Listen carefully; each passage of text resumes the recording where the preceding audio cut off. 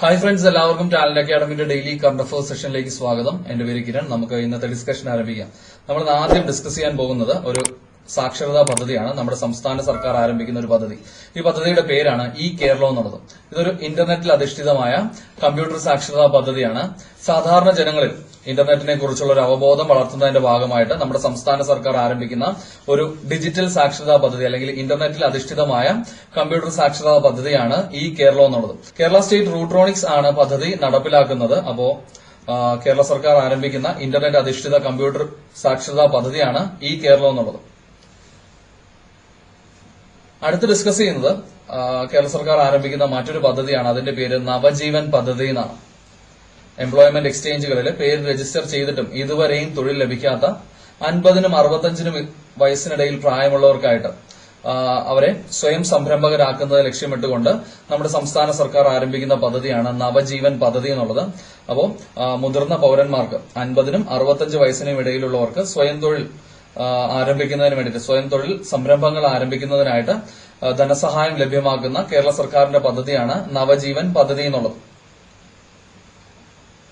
അതുപോലെ 2021 ജനുവരിയിൽ നടക്കുന്ന 33ാമത് കേരള ശാസ്ത്ര കോൺഗ്രസിന്റെ വേദി തിരുവനന്തപുരമാണ്. അപ്പോൾ അതുകൂടെ ഓർമ്മിച്ച് വെച്ചേക്കാം. 2021 ജനുവരിയിലാണ് കേരള ശാസ്ത്ര കോൺഗ്രസ് നടക്കുന്നത്. 33ാമത് എഡിഷനാണ് 2021 നടക്കുന്നത്. വേദി തിരുവനന്തപുരമാണ്. അടുത്ത നമ്മൾ ഡിസ്കസ് ചെയ്യുന്നത് ഒരു OTT പ്ലാറ്റ്ഫോമാണ്. അതിന്റെ പേര് പ്രൈം റീൽസ് എന്നാണ്. മലയാള സിനിമകൾ മാത്രം റിലീസ് ചെയ്യുന്നതിന് 2021 ജനുവരിയിൽ ആരംഭിക്കുന്ന ഒരു OTT പ്ലാറ്റ്ഫോമാണ് പ്രൈം റീൽസ് എന്നുള്ളത്.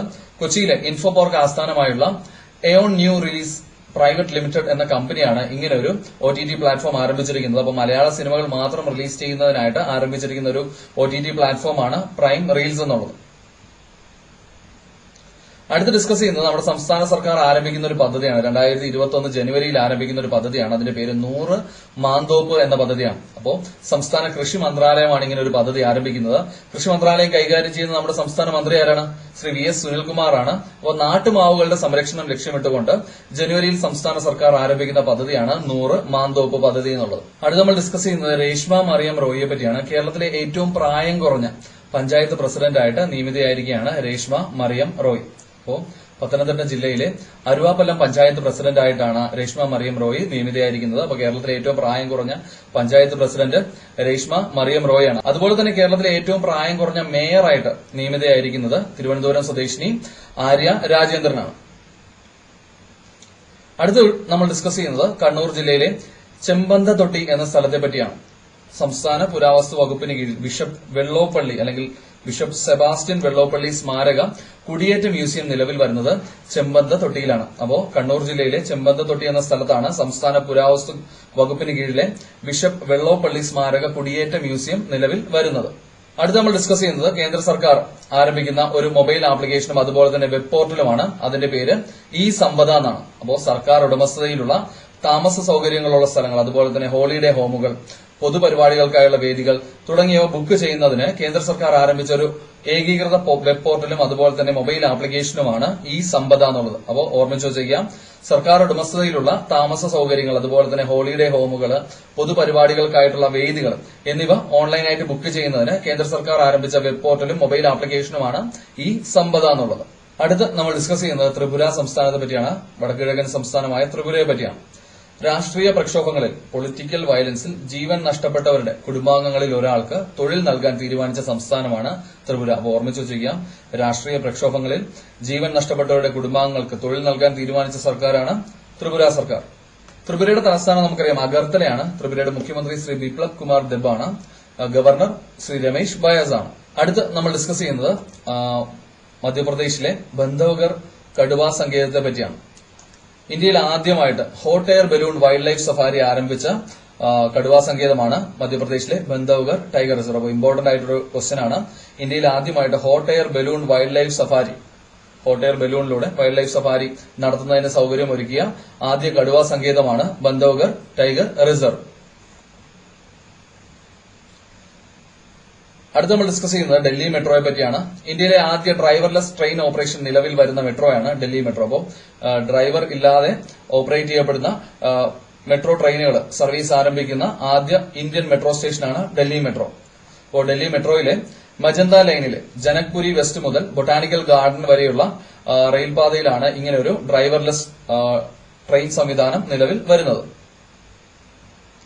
അടുത്ത് ഡിസ്കസ് ചെയ്യുന്നത് ഹൈദരാബാദിലെ മുനിസിപ്പൽ കോർപ്പറേഷനെ പറ്റിയാണ്. ഹൈദരാബാദിലെ ഗ്രേറ്റർ വിശാഖപട്ടണം മുനിസിപ്പൽ കോർപ്പറേഷൻ 2020 ഡിസംബറിൽ കേന്ദ്ര ഭവന നഗരകാര്യ മന്ത്രാലയത്തിന്റെ ഹൌസിംഗ് ആൻഡ് അർബൻ അഫയേഴ്സ് മിനിസ്ട്രിയുടെ ബെസ്റ്റ് പെർഫോമിംഗ് സിവിക് ബോഡി പുരസ്കാരം ലഭിച്ചിരിക്കുന്നത് ഗ്രേറ്റർ വിശാഖപട്ടണം മുനിസിപ്പൽ കോർപ്പറേഷൻ. അപ്പോൾ ഓർമ്മിച്ചു വെച്ചുക 2020 ഡിസംബറിൽ കേന്ദ്ര ഭവന നഗരകാര്യ മന്ത്രാലയത്തിന്റെ ബെസ്റ്റ് പെർഫോമിംഗ് സിവിക് ബോഡി അല്ലെങ്കിൽ ബെസ്റ്റ് പെർഫോമിംഗ് മുനിസിപ്പൽ കോർപ്പറേഷനുള്ള പുരസ്കാരം ലഭിച്ചിരിക്കുന്നത് ഗ്രേറ്റർ വിശാഖപട്ടണം മുനിസിപ്പൽ കോർപ്പറേഷനാണ്. കേന്ദ്ര ഭവന നഗരകാര്യ മന്ത്രാലയം കൈകാര്യം ചെയ്യുന്ന കേന്ദ്രമന്ത്രി ആരാണ്? ശ്രീ ഹർദീപ് സിംഗ് പുരിയാണ്. അടുത്ത് നമ്മൾ ഡിസ്കസ് ചെയ്യുന്നത് ഐക്യരാഷ്ട്രസഭയുടെ സഹസ്ഥാപനമായ UNICEF, united nations children's fund. യൂണിസെഫിന്റെ സഹകരണത്തോടുകൂടി സെക്കൻഡറി അതുപോലെ തന്നെ ഹയർ സെക്കൻഡറി വിദ്യാർത്ഥികൾക്കായിട്ട് വിവിധ പഠന മേഖലകളെ കുറിച്ചുള്ള വിവരങ്ങൾ ലഭ്യമാക്കുന്നതിന് കരിയർ പോർട്ടൽ ആരംഭിച്ച സംസ്ഥാനമാണ് ഒഡീഷ. അപ്പോൾ യൂണിസെഫിന്റെ സഹകരണത്തോടുകൂടി ഹയർ സെക്കൻഡറി വിദ്യാർത്ഥികൾക്ക് വിവിധ പഠന മേഖലകളെ കുറിച്ചുള്ള വിവരങ്ങൾ ലഭ്യമാക്കുന്നതിന് കരിയർ പോർട്ടൽ ആരംഭിച്ച സംസ്ഥാനമാണ് ഒഡീഷ. ഒഡീഷയുടെ മുഖ്യമന്ത്രി ആരാണ്? ശ്രീ നവീൻ പട്നായിക് ആണ്. ഗവർണർ ശ്രീ ഗണേഷി ലാലാണ്. ഒഡീഷയുടെ തലസ്ഥാനം ഭുവനേശ്വറാണ്. അടുത്ത് നമ്മൾ ഡിസ്കസ് ചെയ്യുന്നത് മധ്യപ്രദേശ് സംസ്ഥാനത്തെ പറ്റിയാണ്. മതപരിവർത്തനം ലക്ഷ്യമിട്ടുള്ള വിവാഹം കുറ്റകരമാക്കുന്ന ധർമാസ്വതന്ത്ര്യം അല്ലെങ്കിൽ റിലീജിയസ് ഫ്രീഡം ബില്ലിന് അംഗീകാരം നൽകിയ സംസ്ഥാനമാണ് മധ്യപ്രദേശ്. അപ്പോൾ റീസെന്റ് ആയിട്ട് മതപരിവർത്തനം ലക്ഷ്യമാക്കിയുള്ള വിവാഹം കുറ്റകരമാക്കുന്നതിനായിട്ട് ധർമാസ്വതന്ത്ര്യം അല്ലെങ്കിൽ റിലീജിയസ് ഫ്രീഡം ബില്ലിന് അംഗീകാരം നൽകിയ സംസ്ഥാനം മധ്യപ്രദേശാണ്. മധ്യപ്രദേശിന്റെ തലസ്ഥാനം ഭോപ്പാലാണ്. മുഖ്യമന്ത്രി ശ്രീ ശിവരാജ് സിംഗ് ചൌഹാനാണ്. അടുത്ത് ഡിസ്കസ് ചെയ്യുന്നത് മധ്യപ്രദേശിനെ പറ്റിയാണ്. കേന്ദ്ര വനം മന്ത്രാലയം പ്രസിദ്ധീകരിച്ച the status of leopards in India, പുള്ളിപ്പുലികളുടെ റിപ്പോർട്ടായ the status of leopards in India report പ്രകാരം ഇന്ത്യയിൽ ഏറ്റവും കൂടുതൽ പുള്ളിപ്പുലികളുള്ള ഇന്ത്യൻ സംസ്ഥാനമാണ് മധ്യപ്രദേശ്. അപ്പൊ അതുകൂടെ ഓർമ്മിച്ച് വെച്ചിരിക്കുക. കേന്ദ്ര വനം മന്ത്രാലയത്തിന്റെ റിപ്പോർട്ട് അനുസരിച്ച് the status of leopards in India report അനുസരിച്ച് ഇന്ത്യയിൽ ഏറ്റവും കൂടുതൽ പുള്ളിപ്പുലികളുള്ള സംസ്ഥാനം മധ്യപ്രദേശാണ്. അടുത്ത് നമ്മൾ ഡിസ്കസ് ചെയ്യുന്നത് ഉത്തർപ്രദേശ് സംസ്ഥാനത്തെ പറ്റിയാണ്. വാഹനങ്ങളിലെ, അത് 2 വീലർ ആയിക്കോട്ടെ 4 വീലർ ആയിക്കോട്ടെ, വാഹനങ്ങളിലെ നമ്പർ പ്ലേറ്റിലും അതുപോലെ തന്നെ വിൻഡ് സ്ക്രീനിലും ജാതി രേഖപ്പെടുത്തുന്നതിനെതിരെ നിയമ നടപടി ആരംഭിക്കുന്ന സംസ്ഥാനമാണ് ഉത്തർപ്രദേശ്. അപ്പൊ അതുകൂടെ ഓർമ്മിച്ച് വെച്ചിരിക്കുക. വാഹനങ്ങളിലെ നമ്പർ പ്ലേറ്റിലും വിൻഡ് സ്ക്രീനിലും ജാതി രേഖപ്പെടുത്തുന്നതിനെതിരെ നിയമ നടപടി ആരംഭിക്കുന്ന സംസ്ഥാനം ഉത്തർപ്രദേശാണ്. ഉത്തർപ്രദേശിന്റെ തലസ്ഥാനം നമുക്കറിയാം ലക്നൌ ആണ്. മുഖ്യമന്ത്രി ശ്രീ യോഗി ആദിത്യനാഥാണ്. ഗവർണർ ശ്രീമതി ആനന്ദിബെൻ പട്ടേലാണ്. അടുത്ത് നമ്മൾ ഡിസ്കസ് ചെയ്യുന്നത് ഒരു മൊബൈൽ ആപ്ലിക്കേഷനാണ്. കേന്ദ്ര സാമൂഹ്യ നീതി മന്ത്രാലയം social justice and empowerment ministry ആരംഭിച്ച ഒരു മൊബൈൽ ആപ്ലിക്കേഷനാണ്. അതിന്റെ പേര് സ്വച്ഛത അഭിയാൻ എന്നാണ്. അപ്പൊ മാനുവൽ സ്കാവഞ്ചിങ് മേഖലയിൽ ജോലി ചെയ്യുന്നവരുടെ പുനരധിവാസം, അവരുടെ റിഹാബിലിറ്റേഷൻ ലക്ഷ്യമിട്ടുകൊണ്ട് കേന്ദ്ര സാമൂഹ്യനീതി മന്ത്രാലയം ആരംഭിച്ച മൊബൈൽ ആപ്ലിക്കേഷനാണ് സ്വച്ഛതാ അഭിയാൻ എന്നുള്ളത്. അപ്പോൾ മാൻഹോൾ ക്ലീനിംഗിൽ ഏർപ്പെട്ടിരിക്കുന്ന തൊഴിലാളികളുടെ പുനരധിവാസം ലക്ഷ്യമിട്ടുകൊണ്ട് കേന്ദ്ര സാമൂഹ്യനീതി മന്ത്രാലയം ആരംഭിച്ച മൊബൈൽ ആപ്ലിക്കേഷനാണ് സ്വച്ഛതാ അഭിയാൻ എന്നുള്ളത്. Social justice and empowerment ministry, സാമൂഹ്യനീതി മന്ത്രാലയം കൈകാര്യം ചെയ്യുന്ന കേന്ദ്രമന്ത്രി ആരാണ്? ശ്രീ തവർ ചന്ദ് ഗെഹ്ലോട്ടാണ്. അടുത്ത് നമ്മൾ ഡിസ്കസ് ചെയ്യുന്നത് ഹിമാചൽ പ്രദേശിലെ ഷിംലയിലെ റിജ് മൈതാൻ എന്ന സ്ഥലത്തെ പറ്റിയാണ്. മുൻ ഇന്ത്യൻ പ്രധാനമന്ത്രിയായ ശ്രീ അടൽ ബിഹാരി വാജ്പേയിയുടെ സ്മരണാർത്ഥം അദ്ദേഹത്തിന്റെ 18 അടി ഉയരമുള്ള പ്രതിമ അനാച്ഛാദനം ചെയ്തിരിക്കുന്നത് റിഡ്ജ് മൈതാനിലാണ്. അപ്പോ ഡിസംബർ മാസം 25 നമ്മൾ മുൻ ഇന്ത്യൻ പ്രധാനമന്ത്രിയായ ശ്രീ അടൽ ബിഹാരി വാജ്പേയിയുടെ ജന്മദിനം ആഘോഷിക്കുന്നത്.